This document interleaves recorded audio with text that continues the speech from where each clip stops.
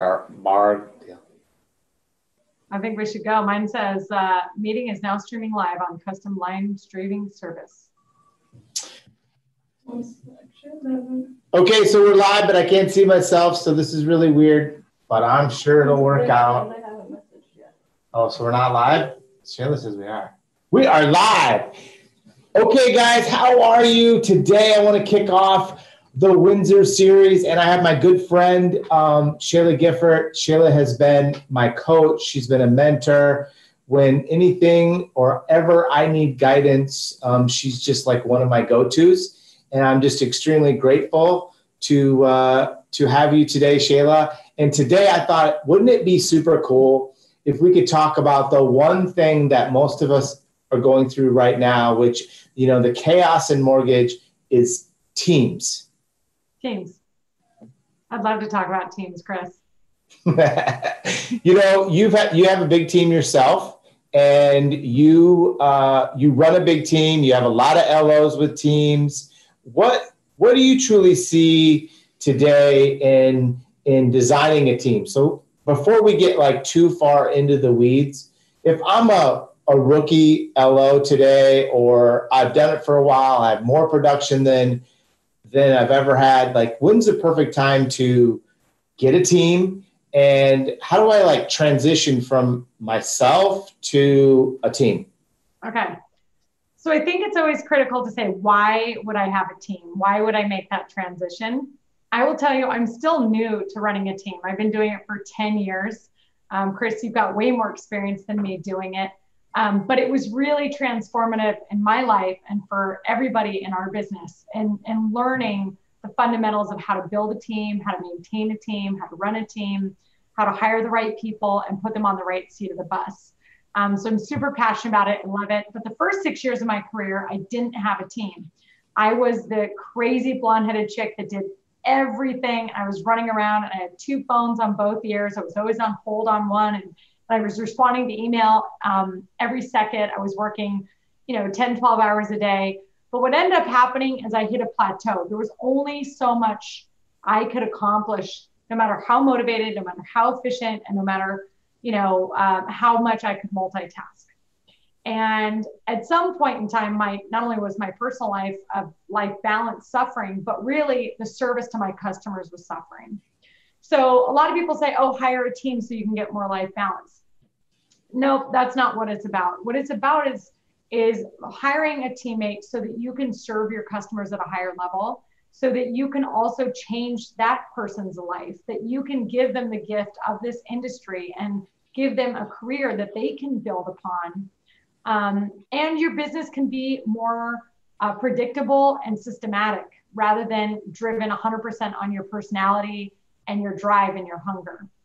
And so that's the real reason why to build a team, Chris. Yeah, I mean, I think I've learned a lot over the last years, and I would say I feel like a rookie too, just because I'm constantly making mistakes. But engaging your team, keeping your team going right now is definitely a big piece, or even hiring talent, even finding someone. And all of these things are really huge challenges today in the mortgage arena. But like, what would you say would be 2 things that you've learned along the way, or should we just call them mistakes, that you would want anyone to know, whether you had a team or you're building a team? Like, what's 2 things that you wish someone would have told you? Or is it more than 2? A lot more than 2, I'm sure. But I think the first thing is that I, early on, just thought nobody could do it like me. And I one of the ugliest things that I've said is like, I wish I could just hire one person smarter than me. Right. And I think what I was saying is like, I'm afraid of giving up control, and I don't know how to ask for help, because I really put myself in the center of everything. I had to touch everything. They couldn't just take something and run with it. They had to come back and check, and I would give them something and then come back and check it. And really, that's not an effective, well-run team, where I was the middle of every single thing.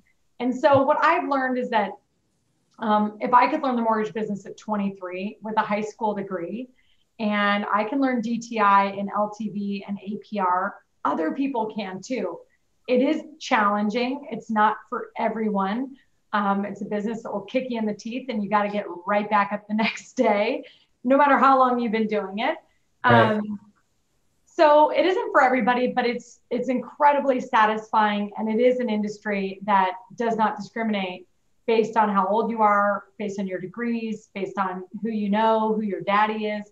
And I love giving that gift to other people, that if they really want to work and apply themselves and learn and grow, they can do anything in the industry. So the first lesson is I don't have to find that, total diamond, that 10 A++ person that I'm conjuring in my mind that then I think doesn't exist. So I'm not even going to hire somebody. I think that's a good topic right there, because I think we spend forever trying to hire the very perfect person.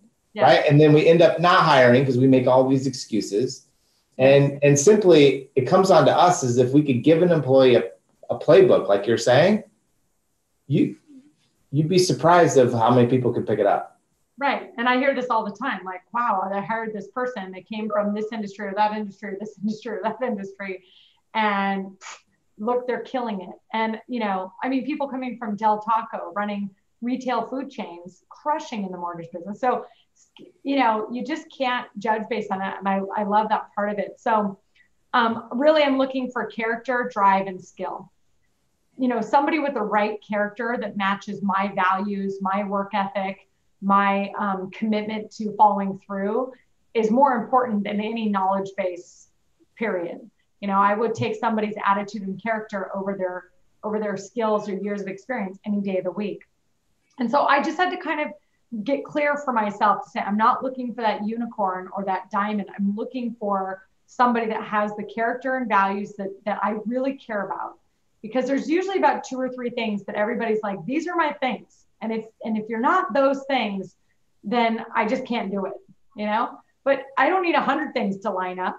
I need like 2 or 3, So once I got over that, I started finding amazing people that were hungry, that were driven, that had the same level of commitment, that wanted to grow and that were humble and they were coachable and they were leaning in. These are all things that I were like, if you could find the perfect, spouse, what would be the 10 characteristics you want? If you could find the perfect referral partner, what would be the 10 things? And if you're going to find the perfect teammate, what would be the 10 things? And the first 3 that come off are generally the things that you care most about, and you're looking for that. And then the second thing I think is that I only wanted people like me. So it's kind of contradictory to what I just said. But if you're super outgoing and have a bubbly personality, looking for people that are all just bubbly and outgoing is maybe not the right way, because you want to balance your strengths and weaknesses and find somebody else that loves doing things that maybe is a struggle for you and vice versa. So if I have no problem, making cold calls or overcoming objections or making a tough phone call, but the details and the paperwork are struggle for me, I want to find that detail-oriented person that loves having everything dialed in and organized and having a nice, tidy desk. And they just thrive on that. That's a perfect balance. How'd you learn how to delegate? Delegate to your team. I see many loan officers struggle with that, and you and I are similar.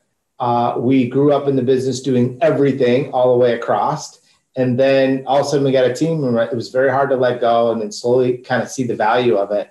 But then staying on track in delegation, delegating out to the team. I think there's 2 things that helped me. First of all, you have to have a vision. Like if you have a clarity of vision, it's really easy to make a yes or no decision and say, that fits, that doesn't. If every day you change your mind about who you're trying to please and what you care about, and there's a constant fear of loss. So this realtor is going to dump me, or if we don't do this borrower's not going to like me. And, you're running around people pleasing. That's not running a business. And it's going to drive people away from you, especially a teammate, because they want stability. They want structure. They want to know how to win at their job.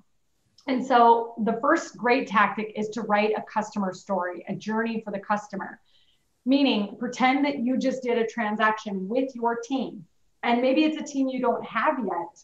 And you come up with a fictional character. So it's Shayla and Sally. I just closed a loan with Shayla and Sally over at Guild Mortgage. And I just had to tell you about my experience. From the moment I called, this is how I felt. This is how they responded to my call. This is how quickly they returned my call. This is how they took my application. Was it on the web? Was it handwritten? Was it face-to-face? This is what they did in their pre-approval meeting. This is what they did helping me shop and look for a home. This is what they did once I was in contract. These were the little gifts or the thank you notes. This is what they did when the appraisal came in. I mean, get that detailed from a customer of like, what would it be to have this amazing experience, and include a teammate into that. You know, Shayla did a great job in that pre-approval meeting. And then Sally was there to answer any questions I had the entire time I was looking for a house. There was 3 different times I wrote offers and they sent me updated pre-approval letters, and Sally was on it. She was always back to me within an hour. It's like those things that now you can go, okay, I know what Shayla's going to do and I know what Sally's going to do. And I can start building a checklist for Sally. I can start thinking about how I'm going to train Sally to do those things. And then I'm also going to be able to set expectations for the customers. This is what Shayla does. This is what Sally does. So I think the customer story is a good way to get clarity of vision to then get the process dialed in. I've never heard of that. Oh, there you go. I wrote it down. I didn't want anyone to know that I was writing it down, so I wrote it down without looking down. I'm totally going to do that. I think that's an amazing exercise. And you know what? You think of, you're probably going to think of things that you're like, oh, we should implement that, or we should do this, or this is the way I want my customer to feel. And I think that's just genius. How about taking care of your team? Like, what do you do to make sure that they feel cared for? Because money is not enough. Like, we're bonusing, we're paying overtime, we're doing all these things to keep them going in a sense, but it's not enough. It's like, it's probably like living on Snickers. I think it's listening, love, time, and metrics. That's the way I look at leadership. So listening, love, time, and metrics. And metrics, yeah. So listening seems obvious, but oftentimes we don't do it. You know, especially if you're a salesperson, you're a loan officer, you're a high D personality on the DISC profile. We're running 1,000 miles an hour. We're very narrow-minded and focused, and we don't stop and really listen to what somebody's having to say. So if that's the case for you, then you really need to build it into a regular rhythm of your week. So doing a daily team meeting is so important. And then having an agenda for the daily team meeting where you are listening. You know, Monday, asking everybody what they did this weekend, knowing their children's names, their spouse's names, their hobbies, you know, joking about what they did this weekend, or did they go to a yoga class, or whatever those things are. It's got to feel more family, and people have to know that they really feel cared for. And then asking for feedback on the team. So constantly, you know, saying, okay, what could we be doing better? I don't know if you want to do this every day or every week, but definitely once a month. You know, we do the first Friday of the month, we do a breakfast as a team, and we like to go through what went well, what went wrong, how could we improve? And if we get a complaint or a bad survey, for example, I never point the finger. You know, that is just the key to just death of a team. It's like, well, Chris, what did you do? You know, so I never use you and I, it's always we, us, and our. So if I say, Chris, you really are sucking right now, it just feels bad. But if I say, Chris, we're just sucking right now. Like, what we promised, we're not getting there. It feels out of control for me. How are you feeling? Like, this cannot be fun for you. And he's going, no, it's not fun. This sucks. So it's the same thing, but I'm saying it in a way that we, us, and our, like, we need to step it up. We need to listen more. We need to slow down. That's way better than pointing fingers, because the truth is all of us have our faults, and we're the leaders. And so whatever our team's doing is probably what they learned from us. So I think that's really important to say. So listening is good. And especially right now when people are overworked and overwhelmed, just really listening how that feels, and maybe seeing if there's any ways that we could provide relief. You know, pulling pressure off is oftentimes what I'm doing as a leader, rather than putting the pressure on. If you hire the right people that really, really care and they're go-getters, I don't have to apply the pressure. I have to like pull it off and say, hey, it's okay. And then usually like, wow, we can go, you know. And then metrics, people got to know their metrics. What does it mean that we won the week? So on Monday in a team meeting, I want to know, did we win the week last week? And all week, everybody's tracking it. So as a leader, what do you care about? Is it the number of leads? Is it the number of surveys, the number of online reviews, the number of appointments booked on your calendar, that all your weekly updates got done by a certain time? Is it that docs got to title 3 days in advance of your purchase closings? Like, I don't care. It could be anything, and it can change. But ideally, as a leader of the team, you say, for this fourth quarter, here are the metrics that we're going to measure. This is what it looks like to win the week. We get, 5 purchase deals, new deals per month. We pre-approve 7 people per week. And we have a really fun team meeting every Friday. That's it. Easy. Easy. And then if you talk about it over and over and over and over again, people know, even though it's crazy and it's hair on fire and you've got some things are going well and things are falling apart and there's stress and whatever, like, we won the week because there's some metrics that everybody's measuring and the results are known. So switch gears for a second. I mean, I love that topic. And I think I learned it in football from Clay, which was, they either won the day or they lost the day. And the coach would tell them at the end of practice. And I thought that was really cool. Now doing that in a week and putting that into mortgage it's genius. But switching gears a little bit in a sense of, what do you think this market has taught us and taught our teams? Well, I like pressure. I think that pressure creates diamonds. I think that, we can have 2 mindsets about when we get these really pressure situations like we've been in for a long time now. And we can feel bad for ourselves and have a pity party. And trust me, I want to do that a lot. Like I had one of those days today.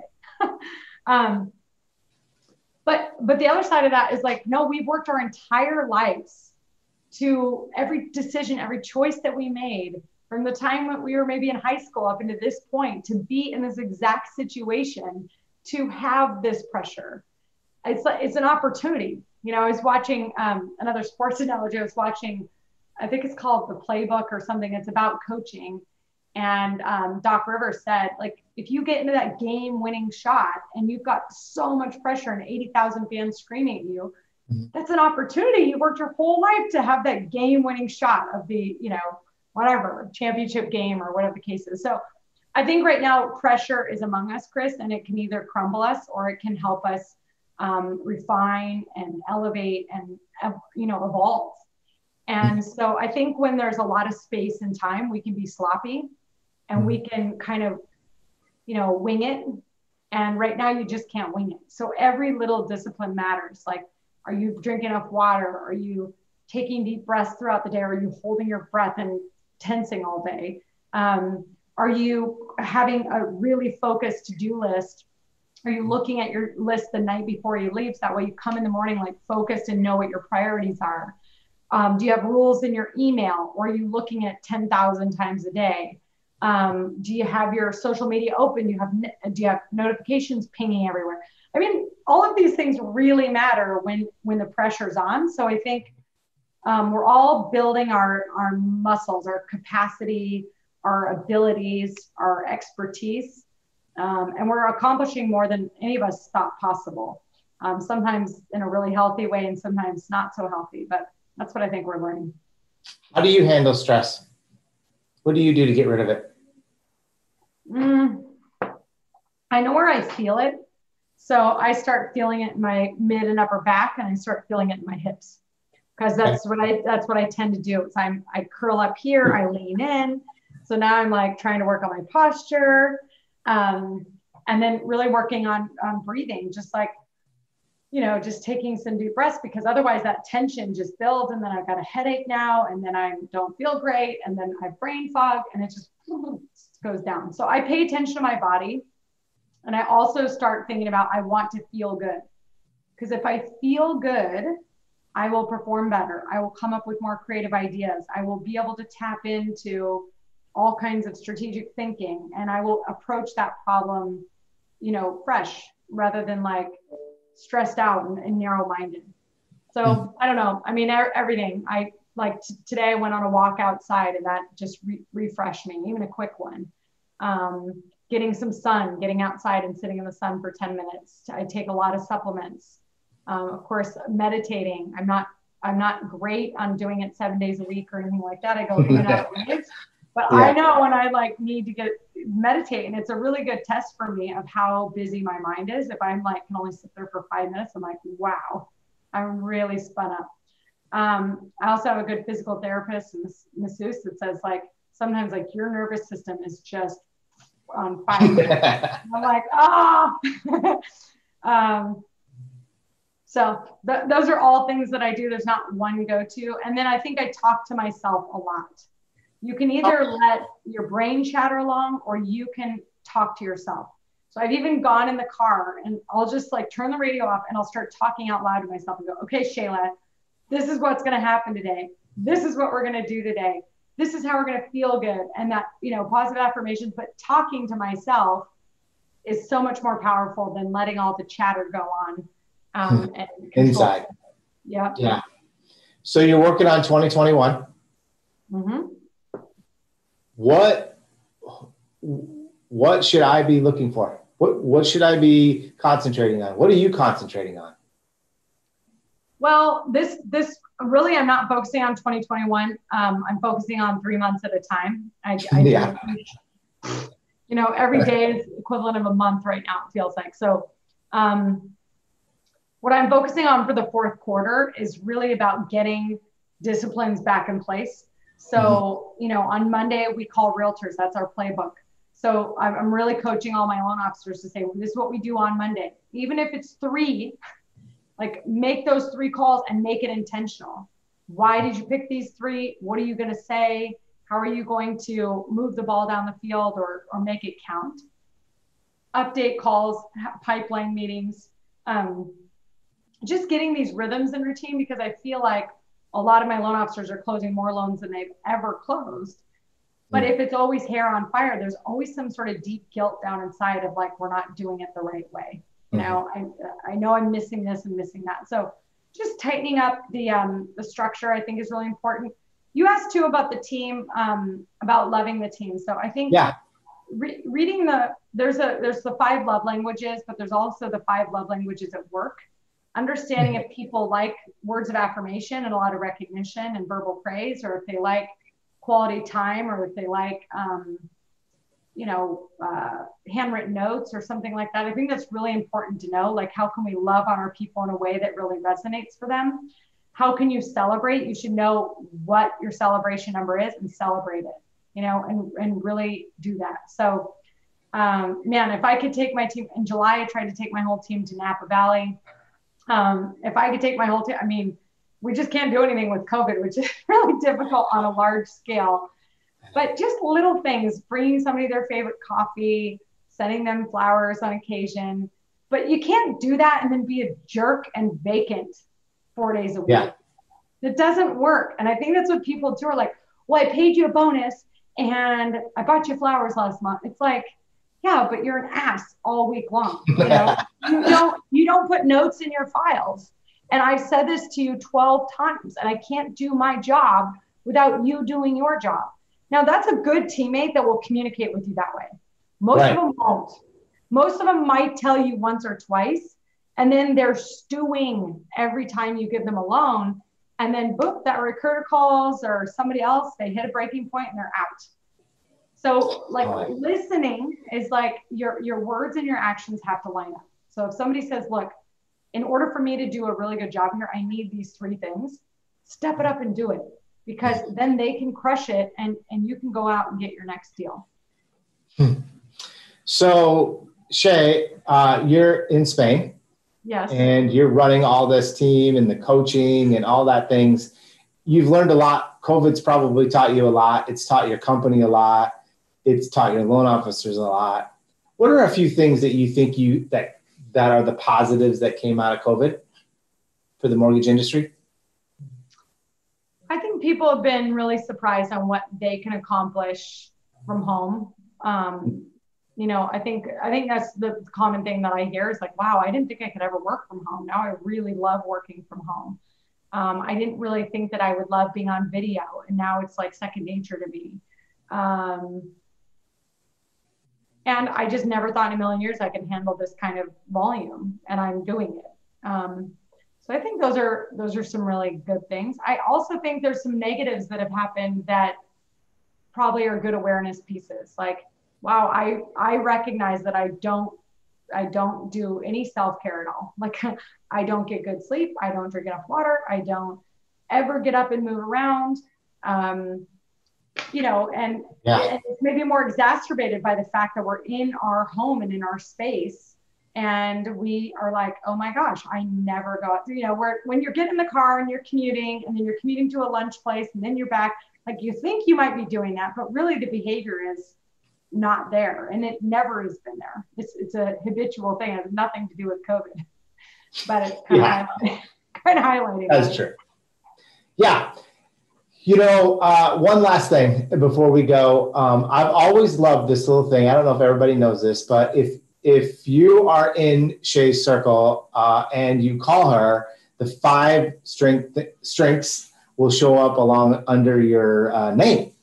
And I'm just curious, what got you really, like in a sense, driven to be able to really super concentrate on that? And then even put it into your phone so you know who's calling you, and boom, you see their 5 strongest strengths. Which, by the way, you know mine, and I am working on empathy right now. It is like my number one thing I'm working on. So I think about that a lot. Because it's your number 32 strength. Yeah, I know. So first of all, what we're talking about is something called the Strength Finder. You can go to Gallup Strength Finder. They've done, I think, over 18 or 20 million of these assessments. It's a scientific process. And then it tells you what your strengths are. We all have 32 strengths or whatever it is. It just depends on how prevalent they are for us. So I'm teasing Chris about empathy. It's like at the bottom of his strengths. Doesn't mean it's a weakness. It means that he has to focus more to really elevate that strength. His number 1 strength is competitiveness. So that's just so easy for him. And he does it everywhere he goes. He's in the grocery store and he's picking which line, and he's going, dang, I picked the wrong line. And how fast do you get out of here? Yeah, I bet you I can, get in and out of the cleaner in 2 minutes. And, I mean, that's just what a competitive person does. And it's everywhere because it's a strength for them.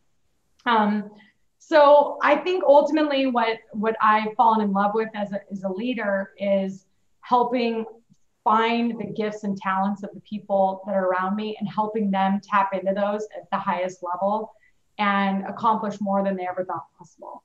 I always look at myself, Chris, and go, the mortgage industry has given me such an incredible platform to put my gifts and talents like times a million. Like I've been able to really expose them here and use them, and that feels so good for me. But a lot of that I have to give credit to the leadership in my life who has said, wow, this is a strength of yours, like run with it, go with it. Mm-hmm. And I haven't had leaders that felt egotistical or wanted to hold me back or threatened by me or whatever. And so I want to do that for people in my life too. I want to say, wow, this is who you are, and I see you and I hear you, and I can see a future for you bigger than you can see a future for yourself.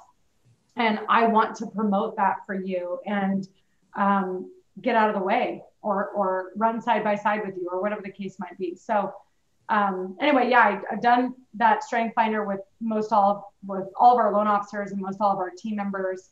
And when people get into a funk or whatever, it's really fun to pull out and go, okay, well, this is your problem. How can you use your strength to solve that problem? That's amazing. We should do that for our team. Do you do that for your team? Yeah. I love that. I love the DISC profile as well. I think that I love the love languages for the team. I love reading a book of the month with your team. I just want to be around people that want to grow and improve. That's an exciting team to be on. Mm-hmm. And that's one of my core values. And so, the people that are not attracted to being around me, and that is totally fine. I want to find those people where it's the law of attraction, that they care about what I care about. And then it's easy to be on the team at that point. So easy. Last question for you before I let you go. Probably go to bed. It's probably late there. is what's your passion today? Well, my number one strength is strategy. And I love this topic that we're talking about because, you know, I was just on the line earlier with one of my loan officers. He's been with me for 10 years. He's got 5 people on his team. He just had twins and has another little one. His wife has worked with him. And so we're constantly like, how can we strategize based on your customer type, based on the type of business that you get? You know, do you do builder business? Do you do realtor business? All of those things. Like what are your strengths as a leader? Let's look at each individual player on your team. Are they on the right seat of the bus? How can you make this team more efficient and have everybody with more joy? And how can you get better customer service scores from your people? And how can you grow? So I don't know, that's my passion. I love the puzzle. Helping people. And doing the strategic thing. Yeah. And taking the people, the human psychology, performance side of it to like also a spreadsheet where I'm playing around with, you know, how do you structure comp and how do you structure pipeline sizes and what can everybody. So I'm really passionate about that. I'm working on that a lot with my processing team. You know, I think I've recruited and hired about 40 people in the since COVID. And we're hiring people all over the country because now you can, you know, and I love that. So I've got processors and underwriters and funders that were hired all over the country. But it's quite complex to take a processing team, as you know, Chris, you're running a big team, and go, okay, where's everybody at in their journey of onboarding and training and getting up to full speed? And it's not a simple problem of like, I have 100 loans, everybody can handle 20, I need 5 people. Right. So you don't have 5 whole people. What about people that need a vacation or need a break or they're onboarding and they're, you know, they can maybe only handle 25% of the load. And again, what are their strengths and are they really good at purchases? Are they good at government? Yeah. Anyway. All that stuff. Yeah. So I spent like 5 hours on that this week. And so anyway, I think that's the passion. Cool. You know what? I'm going to say something. Shayla, you're an amazing leader. You're an amazing person, amazing wife and mom. And it's just an honor to have you in my life. I can tell you right now that I'm different because of you. Oh, thank you, Chris. And I really appreciate it. If I ever need inspiration or advice or anything, I call you first, Chris. It's the truth. So this is a gift that you're doing this for your people in your circle, and that honestly, that you've expanded what you've been doing because you're now impacting so many more people. And I'm proud of you for having the courage to do that. And it's been fun to watch you guys grow and kick ass. So thanks for having me. Well, enjoy the ride. I'll talk to you soon. And thanks for doing this. All right. Bye, everyone.